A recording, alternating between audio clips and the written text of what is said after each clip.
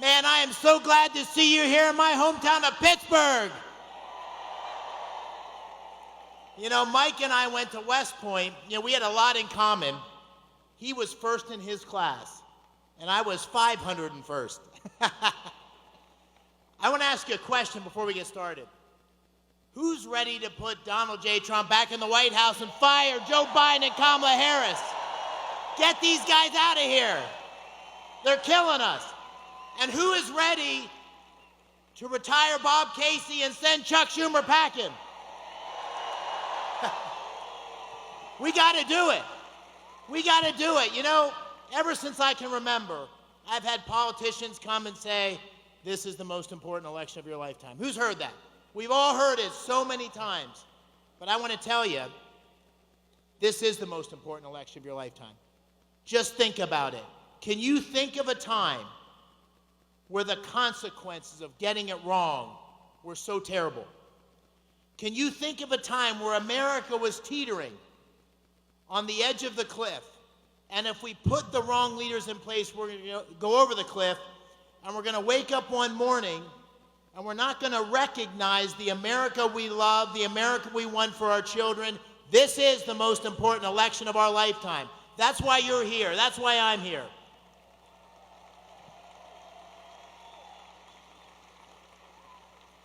And you know, the choice in front of us could not be more clear. It couldn't be more clear.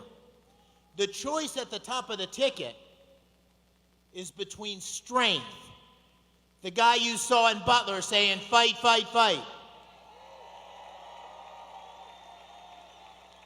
and the weakness, the disgraceful weakness of Biden, Harris, and I'll throw in Bob Casey. Adversaries around the world are testing us. They're challenging us. They think America's weak because of the people that are leading America now. We need a change. But it's not just leadership. It's common sense. President Trump will do common sense things. It's common sense that you can't spend $5 trillion and not get huge inflation, skyrocketing prices that are killing working families.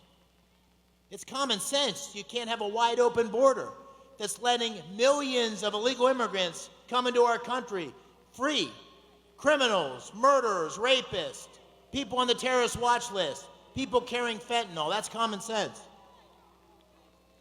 It's common sense that if you have the fourth largest natural gas reserves in the world right here under our feet in Pennsylvania, you got to drill it, you got to frack it.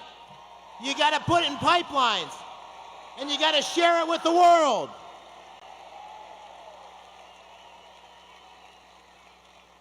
And it's common sense that if you want peace, if you don't want the bullies on the playground pushing us around, you got to be strong. And the only way to have peace is strength. That's common sense. And in Kamala Harris, you have the weak, liberal, extreme agenda. Don't believe me, in her own words. In her own words, she wants to ban fracking and transition energy workers. In her own words, she wants to give citizenships to illegal immigrants and make sure they get federal benefits. In her own words, she wants mandatory buybacks of your guns. In her own words, she wants to defund the police. And in her own words, and this is the one that really ticks off my friends from Bloomsburg, where I grew up, she wants to reduce your red meat consumption. Come on.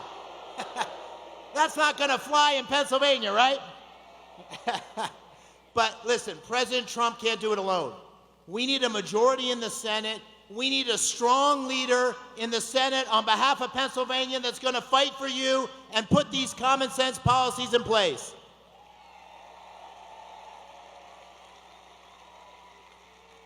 And here you have another choice. It's a choice between change and the status quo.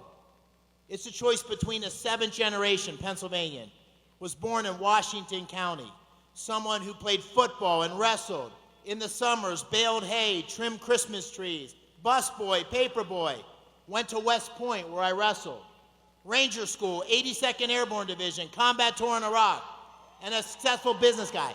That's what I represent. I represent change. And I'm running against a career politician, 30 years in elected office. When he was first elected, the Macarena was the #1 song on the charts. He has not done anything. When the bullets start flying, he ducks. And he votes 98.6% of the time with the liberal extreme Biden-Harris agenda. And you know what really ticks me off? Someone said to me the other day, they said, "Are you running for the Casey seat?" I said, "Hell no, I'm not running for the Casey seat. He's not entitled to this seat because his dad was the governor. He's not entitled because he's been there 18 years. He has to fight every day to represent Pennsylvania. He has to fight every election to have the honor to represent Pennsylvania. This isn't Casey's seat. This is the people's seat." And the people of our great Commonwealth deserve better than Bob Casey. And so that's why this election is so important. That's why what we do in the next 24 hours is so important. Right? I wrestled in college. I wasn't the best wrestler, but I always knew if I could get into the third period within a point or two, I'd win. Because the third period in wrestling, and we're in the third period right now, a couple seconds ago, the third period's not about wrestling. It's about mental toughness. It's about heart. It's about fighting for the last second until the buzzer goes. We need to do that. We need you in the next 24 hours, not just to vote. We need more than voting.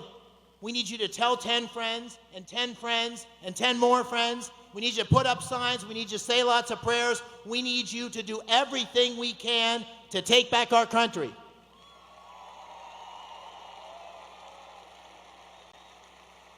And if we do that, and if you do that, on November 6th, you're going to wake up, and you're going to look back on the day before, and you're going to say, on that day, that is the day that we put new leadership in place, that we changed the direction of our country, that we protected America for our children. Thank you. God bless you. Let's go make Pennsylvania great again. Thank you.